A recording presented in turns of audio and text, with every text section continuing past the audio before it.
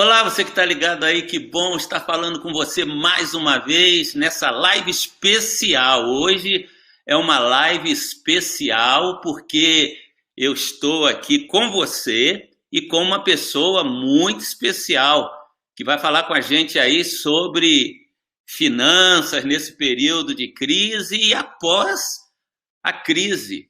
E eu quero te agradecer, você que tem me acompanhado a cada dia, às 21 horas e às sextas-feiras, numa live especial.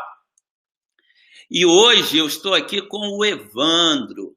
O Evandro é uma pessoa que tem assim uma habilidade muito grande no mercado e ele tem formação já há 10 anos.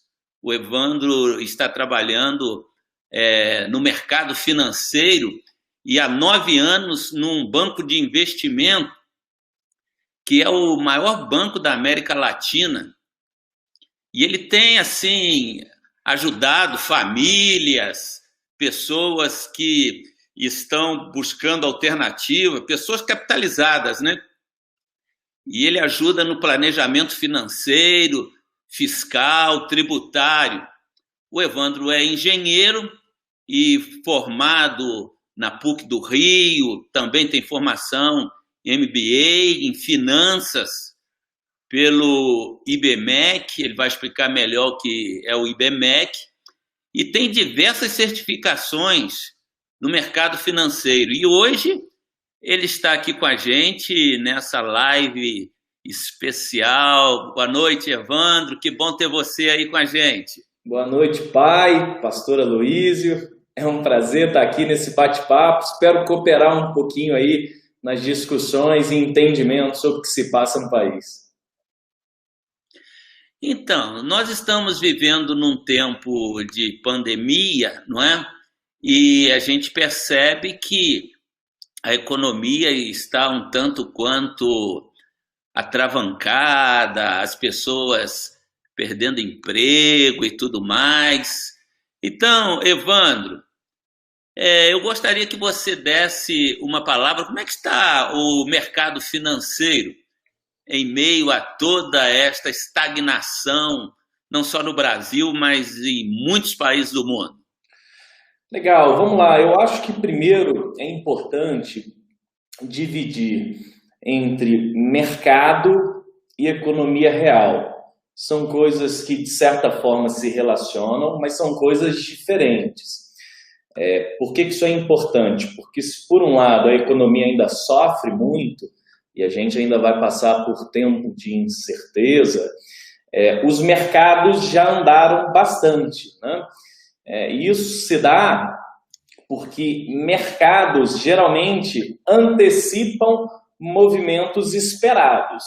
Então, num primeiro momento, em especial fevereiro e março, havia uma falta de compreensão sobre o vírus, sobre como isso impactaria as diferentes economias. E à medida que houve um pouco mais de noção do comportamento, os preços começaram a melhorar. Então, eu diria que os mercados estão se comportando positivamente desde abril, em especial o mercado de ações, mas a economia a gente ainda está sofrendo e possivelmente vamos passar aí por alguns meses bastante desafiadores.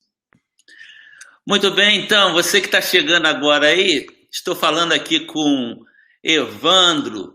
Evandro está falando de Belo Horizonte. Evandro trabalha no BTG Pactual já há 9 anos e ele é uma pessoa que tem muita experiência, apesar de jovem, tem muito a nos ensinar sobre finanças, sobre como aplicar os teus recursos. Eu quero agradecer já a todos vocês que estão aí nos acompanhando no Twitter, no Facebook e também no YouTube.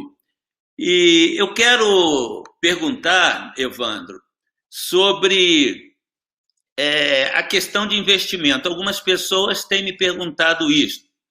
É uma boa época para as pessoas negociarem, para as pessoas investirem, mesmo em bolsa de valores? O que você diria sobre isso? Vamos lá.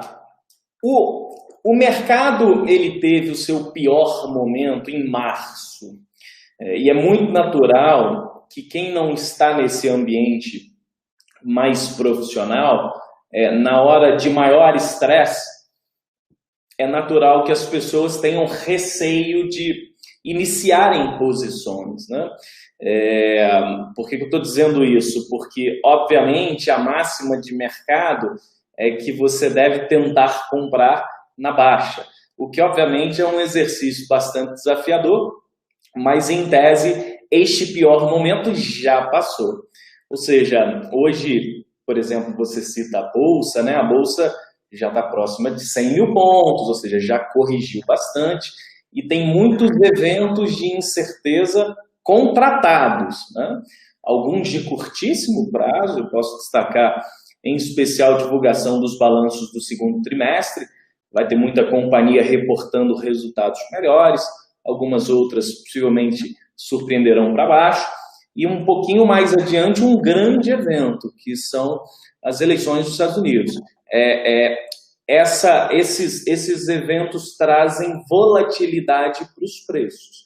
Então, respondendo de forma objetiva, hoje tem ativos depreciados, não como estavam, digamos, em março, por exemplo, mas de alguma forma, nos preços atuais, o investidor deve ter a percepção de que a curto prazo os preços tendem a variar por motivos diversos, dentre os quais esses dois que eu comentei.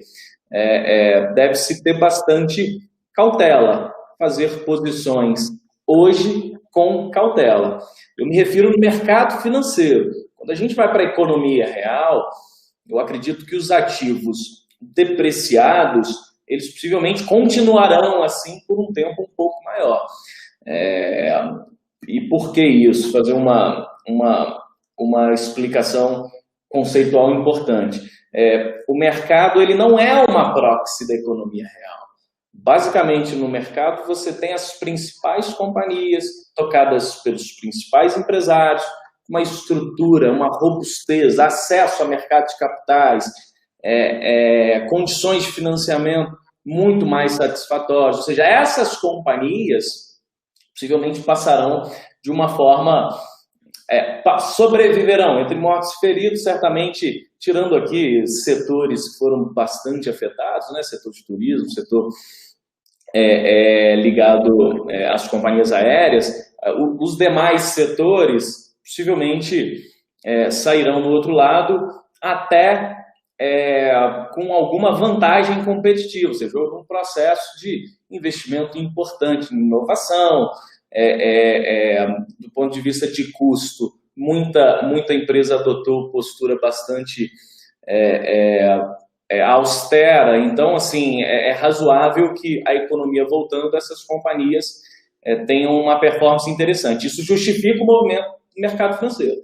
É diferente da economia real, ou seja, os pequenos negócios sofrem mais e, portanto, para quem está capitalizado, querendo eventualmente comprar algum negócio ou fazer algum tipo de movimentação, digamos, imobiliária, ainda se acha algum tipo de barganha. O cenário é favorável a quem tem liquidez, sem dúvida alguma.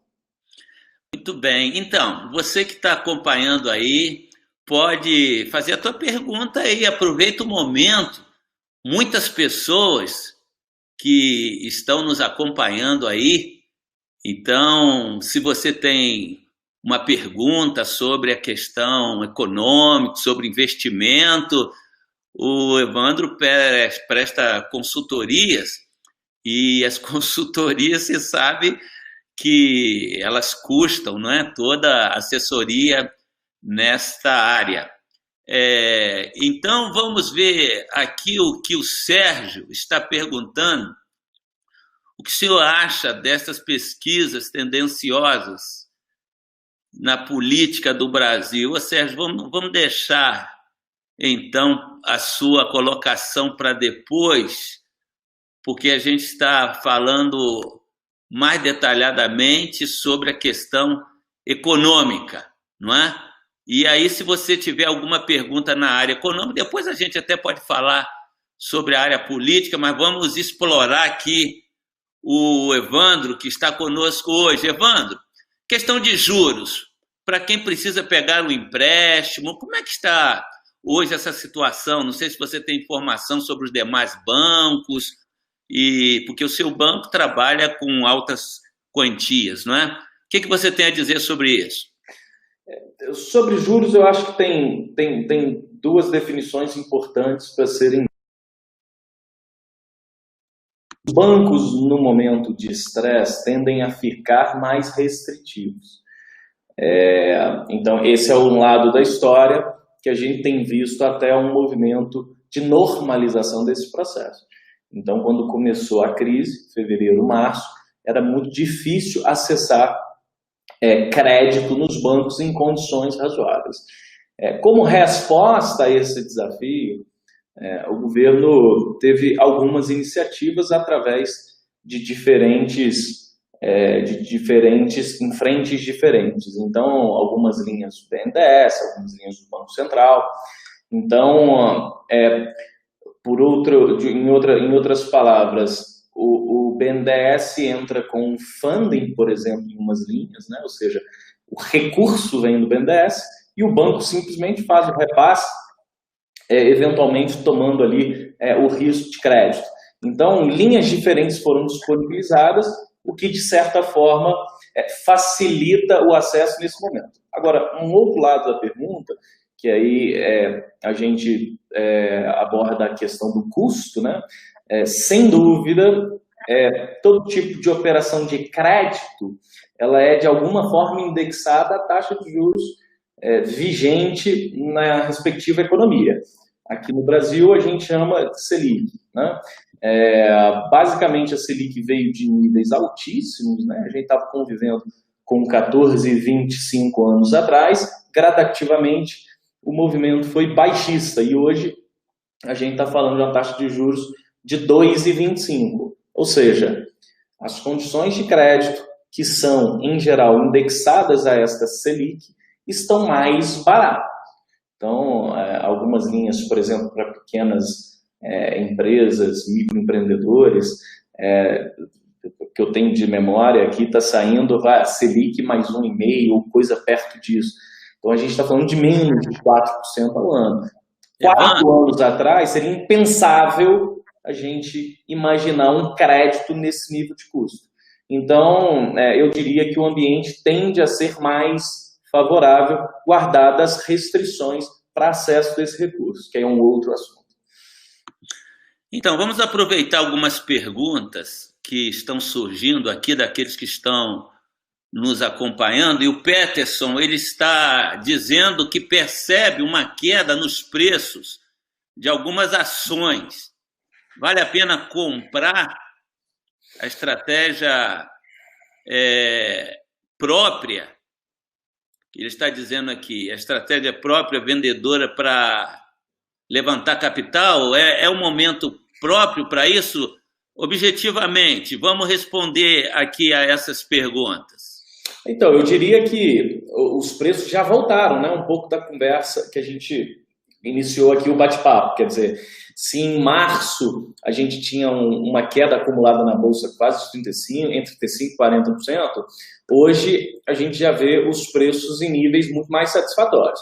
Bom, se for para montar um portfólio de médio e longo prazo, sim, acho razoável as compras mesmo nesses níveis de preço. Agora, aquele movimento mais especulativo de curto prazo, eu diria que também pelos motivos já ditos, a gente tem muita volatilidade de curto prazo, eu não recomendaria a compra com este viés mais especulativo. Muito bem, uma outra pergunta aqui que está sendo feita, é um momento de investir na compra de um apartamento, de um imóvel? Primeiro, falando sobre as condições de crédito para quem eventualmente pensa em adquirir um imóvel financiado. A gente tem visto umas taxas bastante interessantes. Então, por esse lado, a gente poderia dizer que sim, tem alguma oportunidade do ponto de vista de financiamento do imóvel. 2, quanto a preço do ativo, é muito caso a caso, mas é verdade que tem muita gente que é proprietária de imóvel e está precisando de liquidez. Então, é possível que haja espaço para uma negociação favorável a quem busca comprar o imóvel. Então, eu acho que é uma iniciativa que tem algum sentido. O Roberto está perguntando aí também sobre o dólar. Existe alguma especulação sobre o valor do mercado, quer dizer, queda, elevação? O que você diria? Negociar moeda, para quem é mais calejado em mercados, sabe muito bem que é um desafio bastante complicado, né? Ou seja, você tem alguns motivos que sugerem um dólar mais forte, você tem alguns motivos que sugerem, digamos, um dólar mais fraco. Eu acho bastante desafiador tomar qualquer posição direcional no campo. Eu diria que tudo mais constante, dado a potência do esforço fiscal nos Estados Unidos, ou seja, olhando por este lado, eu diria que o dólar poderia estar um pouquinho mais fraco mais à frente. Por outro lado, existe um fator importante para a precificação das paridades de moeda, que é o diferencial de crescimento das economias. Os Estados Unidos possivelmente pode apresentar um retorno mais pujante, o que, por outro lado, sugere um dólar um pouquinho mais forte. Então, são várias variáveis que o meu conselho prático é que se tente não especular com moedas. O que a gente sempre recomenda para os nossos clientes no universo do exercício da minha profissão é que se faça, quando tem que ser feita uma posição em qualquer moeda, aos poucos. Então, se estabelece um horizonte, por exemplo, de um ano e meio, e gradativamente vai se montando as posições aos poucos. Eu acho que por aí é o que seria mais prudente. Muito bem, vamos aqui mais uma pergunta, Evandro. Como que o país vencerá essa crise financeira com o comércio fechado e as pessoas sendo impedidas de trabalhar? Como é que você vê isso? É o desafio, quer dizer, a gente se esforça nesses ambientes de mercado para tentar, de alguma forma, enxergar como a gente sairá do outro lado. Eu acho que parte do bate-papo nosso, eu abordei que as grandes companhias brasileiras com acesso ao mercado de capitais, acesso a crédito, que fizeram um dever de casa de desalavancagem nos últimos anos, essas companhias sobreviverão. O pequeno negócio, ele enfrenta desafios gigantes. Eu poderia citar dois. Obviamente, o que mais se fala, que é a falta de faturamento, né? Ou seja, os negócios fechados. Você tem a questão associada também a desemprego, que reflete na renda da população. Então, obviamente, um desemprego maior, é razoável que haja menos demanda. E ainda tem um outro fator que também é desafiador da gente quantificar, que é a questão comportamental. Ou seja, como será o comportamento da sociedade depois de um período de 3, 4, 5 meses de adaptação nesse ambiente de isolamento? Em outras palavras, será que as pessoas irão aos restaurantes com a mesma intensidade de outrora? É uma resposta difícil de se responder, né? Os exemplos que a gente tem visto, inclusive agora mais recente no Rio de Janeiro, com um pouco do afrouxamento, muito bar cheio, restaurantes cheios. Mas será que aquele restaurante tradicional que costuma receber famílias, os mais velhos, como é que esse tipo de negócio, o pequeno varejo, que agora sofre com a concorrência ainda mais intensa desse universo de consumo digital, que as grandes companhias navegam super bem, como é que esse pequeno varejo vai se comportar depois da pandemia? Então, eu acho que a gente tem mais perguntas do que propriamente respostas. Desculpa. Então, vamos aí, Evandro, mais num ping-pong aí, para a gente tentar atender a todo mundo aí. O Murilo está perguntando qual o tempo, mais ou menos como a pergunta anterior, não é? Quanto tempo vai levar para os pequenos empresários poderem se levantar novamente após essa pandemia? Você tem ideia? No banco vocês discutem isso? Eu acho que é um desafio, em especial porque a gente tem que levar em consideração as peculiaridades de cada segmento, cada setor. Alguns setores serão mais afetados e possivelmente a dificuldade para voltar à normalidade tende a demorar um pouco mais que outros setores que, de certa forma, já apresentam alguma resposta, dado algumas flexibilizações em algumas regiões. Então, uma resposta objetiva é bastante difícil, mas a gente enxerga, obviamente, que alguns negócios simplesmente deixarão de existir. Muito bem. Olha aí quem está fazendo a pergunta aí, olha.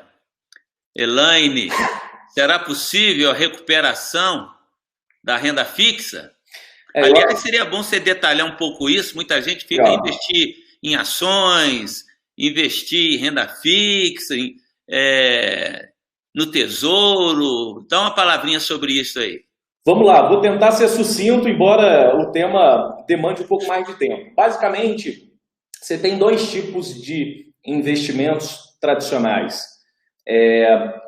Renda fixa e renda variável. Renda fixa está associada a uma relação de crédito, né? Então, quando você faz um CDB do Bradesco, por exemplo, você está emprestando dinheiro para o Bradesco. Quando você compra uma debênture incentivada, você está emprestando o recurso para um projeto ou para aquela respectiva companhia. Ou seja, o seu risco é a contraparte não conseguir te pagar aquela remuneração que fora pactuada. Então, aqui, este é o universo da renda fixa. O universo da renda variável está associado a risco de mercado, né?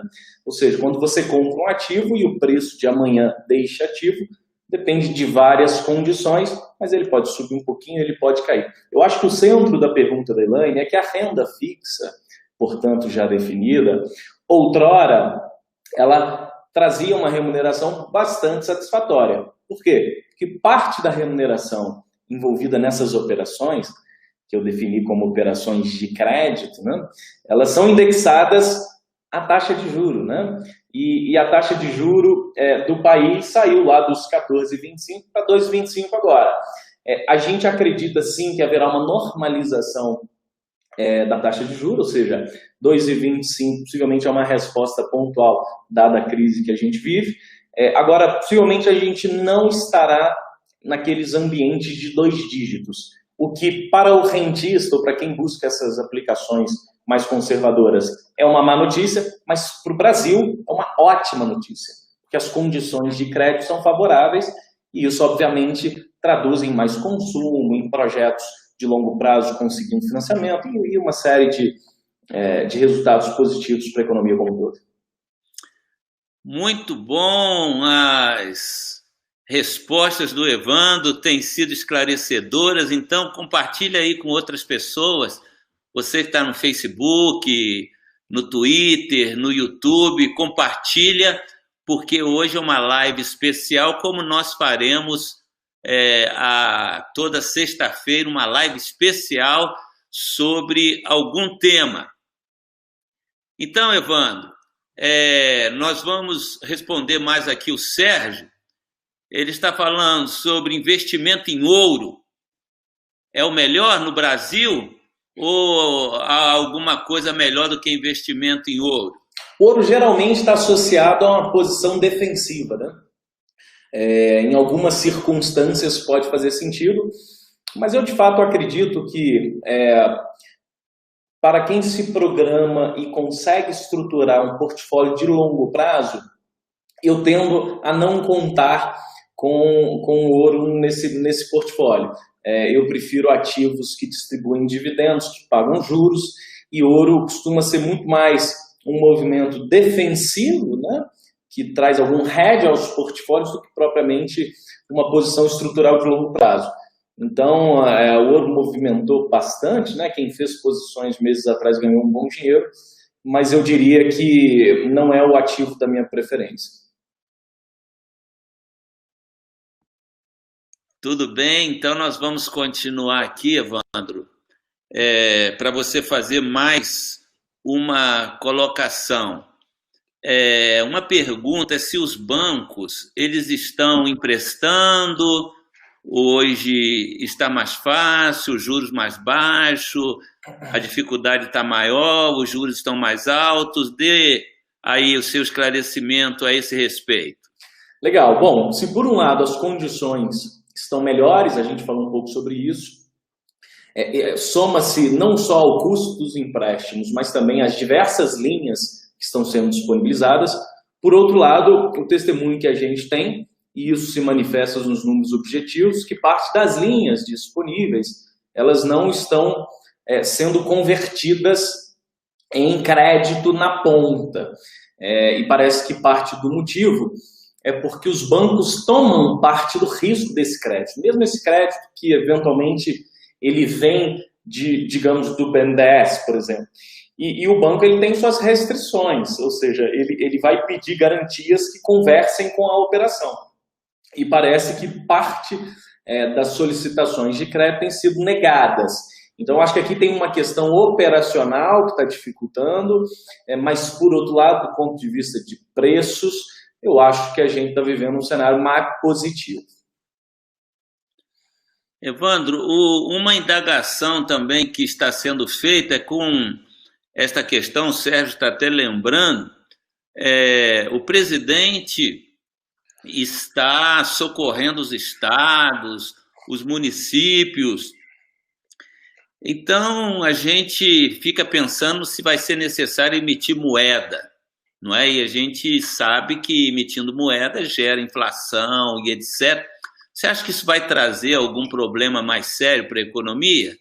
Esse é um ótimo ponto. Ou seja, à medida que o governo se esforça fiscalmente para atender os desafios dos dias difíceis que a gente tem vivido, a pergunta que fica é sempre quem vai pagar essa conta. Ou seja, o país já vinha de uma condição fiscal bastante desafiadora. À medida que essa crise ela demanda uma resposta, a primeira preocupação acaba sendo realmente do lado fiscal. Agora, a percepção que a gente tem aí, não só do presidente, mas também, em especial, dos congressistas, é que todo o esforço de guerra, digamos assim, ele deve ser restrito a este ano. Ou seja, as medidas elas não devem, digamos, continuar trazendo déficits atrás de mais déficits, o que é uma ótima notícia, ou seja, é uma resposta pontual. Então, eu acho que essa é uma boa forma da gente criar alguma esperança positiva, ou seja, que esse esforço de fato ele fique por aqui, porque a gente tem um histórico muito ruim de gestão da máquina pública. A gente gasta muito e gasta mal, a gente não vê o resultado. E, portanto, qualquer que seja a necessidade de mais gasto, deixa o lado mais profissional que enxerga essas questões com um pouco de preocupação. Mas, de novo, eu acredito que haverá, sim, responsabilidade fiscal. Eu acho que esse governo é um governo que tem uma agenda econômica muito sóbria. O Paulo é gente do mercado já de muitos anos, inclusive sócio fundador do Pactual, inclusive, que é o banco que eu trabalho. E é um cara legal, com a cabeça boa, possivelmente vai fazer os melhores esforços para que, de alguma forma, a gente não tenha que pagar uma conta demasiadamente alta no futuro. E uma pergunta que vem atrelada a esta é a seguinte: quem vai pagar a conta? Milhões e milhões que estão sendo despejados aí. Exatamente. Esse é o grande desafio, quer dizer, à medida que o governo utiliza de dívida, né, que ele toma através dos títulos emitidos para fazer frente às necessidades dos desafios atuais, é razoável você imaginar que essa dívida há de ser paga algum dia. Agora, parte das iniciativas, e eu acho que isso vale ser dito, elas não necessariamente estão utilizando o balanço da União, digamos assim. Então, por exemplo, esse repasse do BNDES é uma linha que, de alguma forma, o banco está tomando risco de crédito, ou seja, isso é uma das linhas, né? Então, à medida que quem tomou o crédito, eventualmente, se não pagar, quem tem que arcar com esse prejuízo é o próprio banco que fez o repasse. Então, o BNDES está simplesmente fornecendo um recurso que volta, ou seja, à medida que o tempo passa, o tomador ele tem que pagar. Então, existem, sim, algumas linhas, algumas iniciativas que não comprometem fiscalmente o Estado. Esse aqui é o ponto. Então, a Cristiane está perguntando aí, olha, qual setor da economia deverá ser mais importante para puxar o crescimento após essa pandemia? Tem noção a esse respeito? O agronegócio, ele continua tendo uma relevância importante no país e não deixa de ter mesmo nesses desafios. Então, a gente espera, sim, um resultado também na margem favorável. Talvez eu poderia destacar o agronegócio. E os outros setores, a gente tem algumas peculiaridades, em especial associadas aos desafios, né? Então, por exemplo, o varejo, sem ser o varejo mais sofisticado, por exemplo, a Magazine Luiza, né, que continua vendendo através das plataformas online, possivelmente pode ser o setor que vai sofrer um pouco mais. Aqui eu não estou tratando de novo dos extremos, que obviamente o setor de turismo, o setor de aviação, que sofrem de uma maneira muito mais importante. Muito bem, nós estamos aqui hoje numa live especial com o Evandro, um especialista em investimento, respondendo aqui as perguntas daqueles que estão nos acompanhando nesse momento muito especial também na economia do país, tudo parado, mas pelo que o Evandro está falando, não é? O setor financeiro aponta aí rumos positivos. E eu vou aproveitar, Evandro, já emendar mais uma pergunta aqui.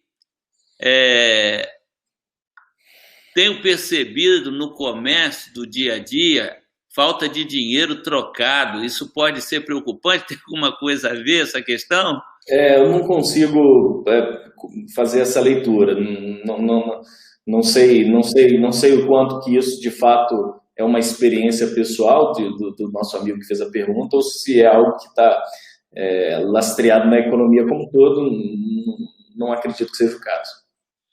O Peterson está afirmando, Evandro, que o presidente do Banco Central anunciou um aumento de superávit agora em julho.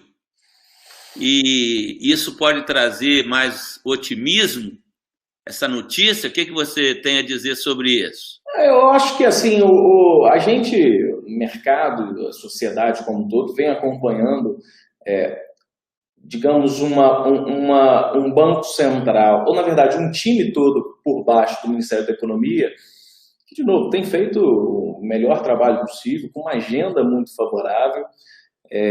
Eu acredito que as notícias, elas tendem a ser melhores do que as notícias que a gente conviveu nos últimos anos, né, de bastante ingerência, uma gestão muito ruim, uma agenda complicada.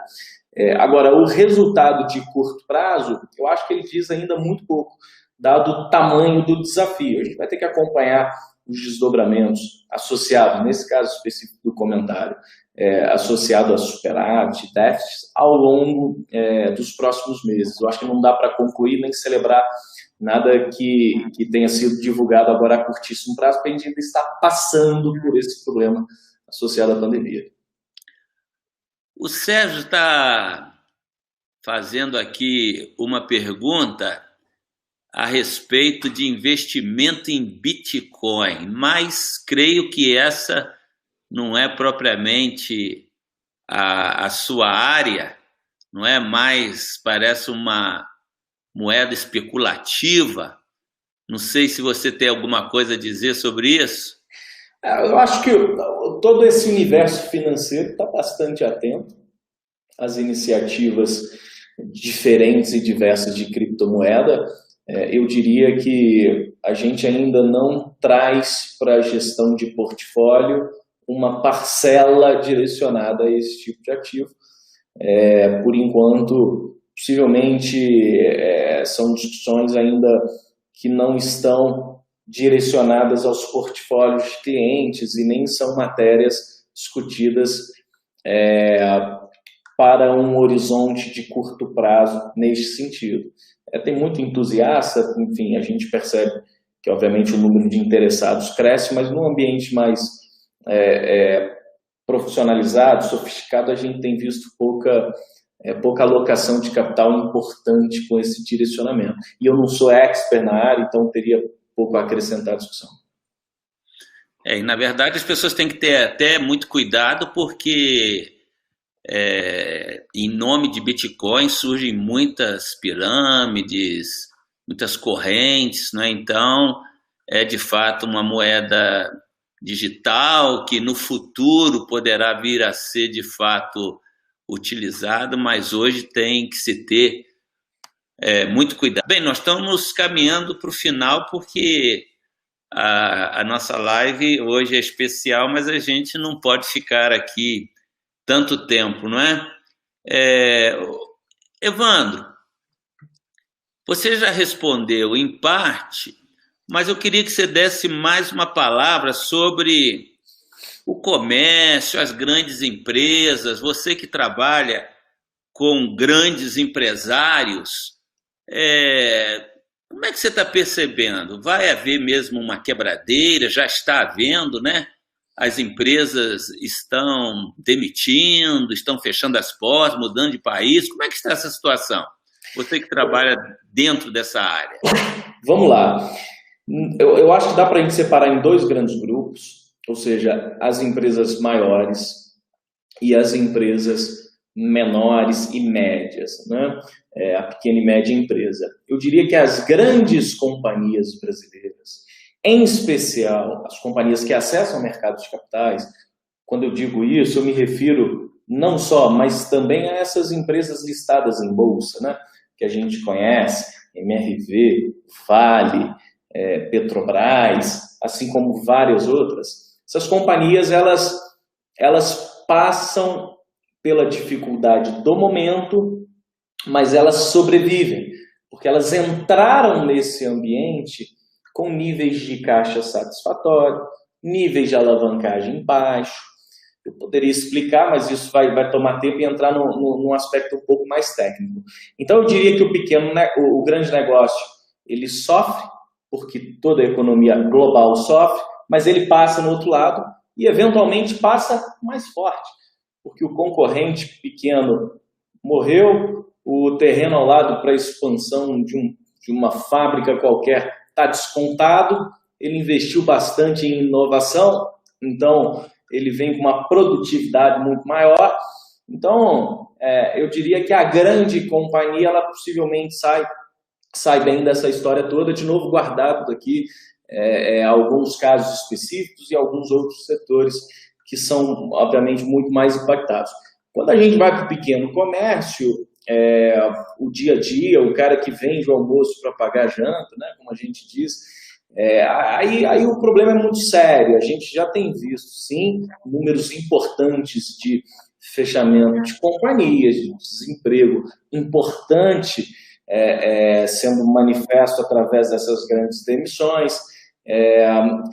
O governo, de novo, ele tem, de alguma forma, tentado apresentar algumas linhas de crédito e iniciativas para que se não só sobreviva, mas que se mantenha empregos, né? Geralmente a contrapartida está associada a uma iniciativa de emprego ou coisa desse tipo.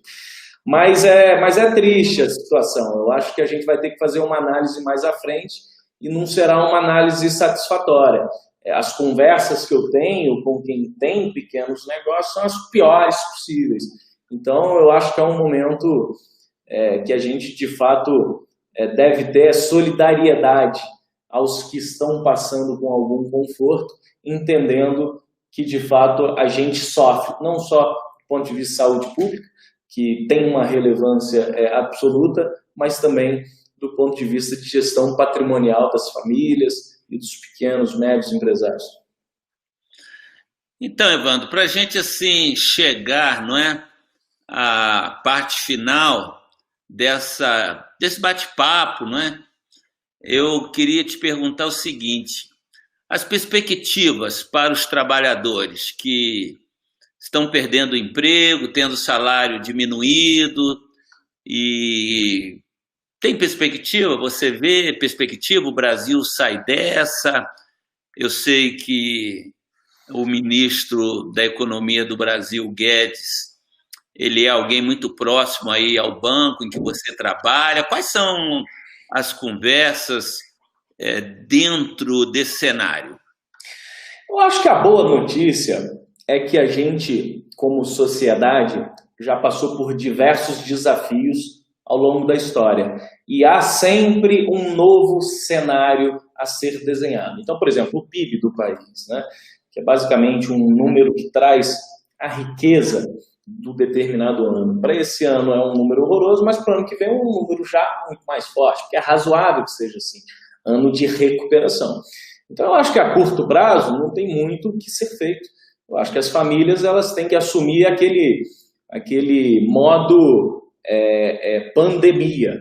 E o modo pandemia sugere corte de gasto, austeridade, todo tipo de passeio e gasto supérfluo deve ser revisto.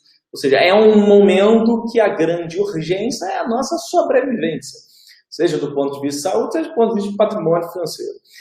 Dito isso, eu acho que aqui sim a gente pode esperar que os próximos anos serão anos de recuperação. Eu acho que para quem pode, em especial os mais jovens, é tempo para buscar mais, acessar mais conteúdo, se preparar, tem curso online aberto de toda a natureza. É hora também de fazer os pequenos bicos para que some a renda familiar. De novo, é o método sobrevivência. E eu acho que sim, a gente vai ter possivelmente uma recuperação. Eu acho que a discussão muito mais aqui se vai ser uma recuperação em V, em U. Quer dizer, os economistas gostam de dar nomes à recuperação no que tange a intensidade da volta. A discussão ela é ampla, mas é consensual que a gente vai passar por essa. Possivelmente o próximo ano vai ser um ano bem mais forte, um ano de recuperação. E aí sim a gente vai poder ficar um pouco mais tranquilo, recebendo boas notícias, headlines bons nos jornais, pelo menos assim a gente espera.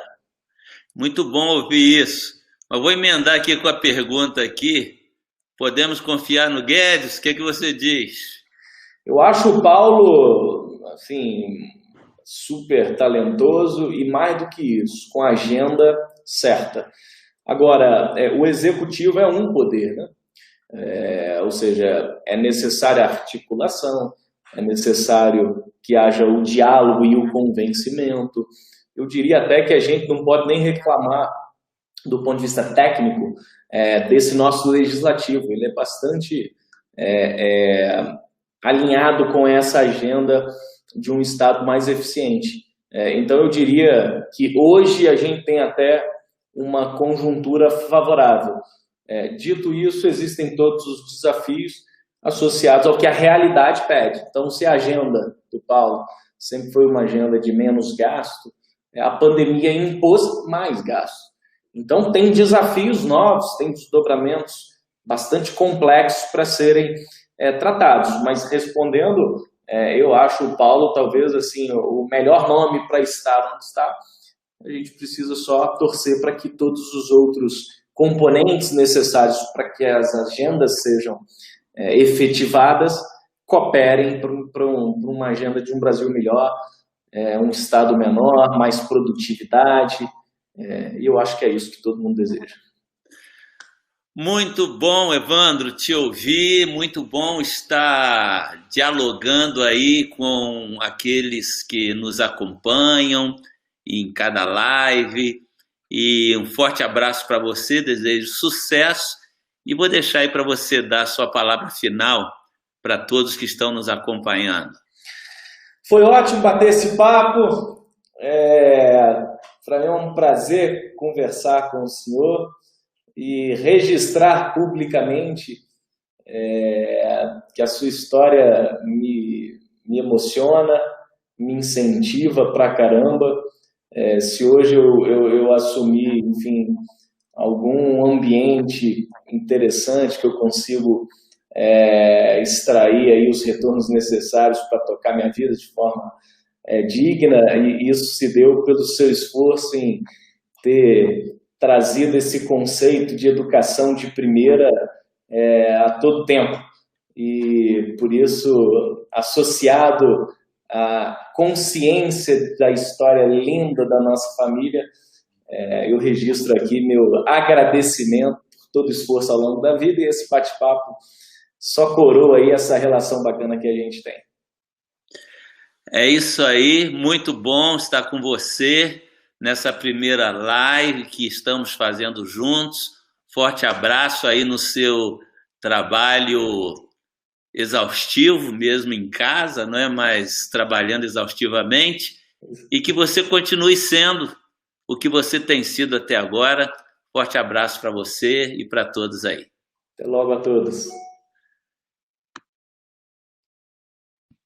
Acabamos de falar com o Evandro, esse jovem que tem, assim, muitas qualidades, dentre elas a de poder, não é, nos assessorar nessa área financeira. E hoje eu deveria ter te mostrado um livro a cada live. Hoje eu ia mostrar o meu livro, Como Sair da Pobreza. Eu tenho alguns livros escritos, vou ficar devendo, porque agora a gente se encontra na segunda-feira, mas na segunda-feira eu vou mostrar para você um dos livros que eu tenho escrito, Como Sair da Pobreza e Tornar-se um Milionário. Uma história maravilhosa, mas eu conto para você na segunda-feira. Um forte abraço, foi muito bom ter você aqui comigo e a gente se vê por aí. Deus te abençoe.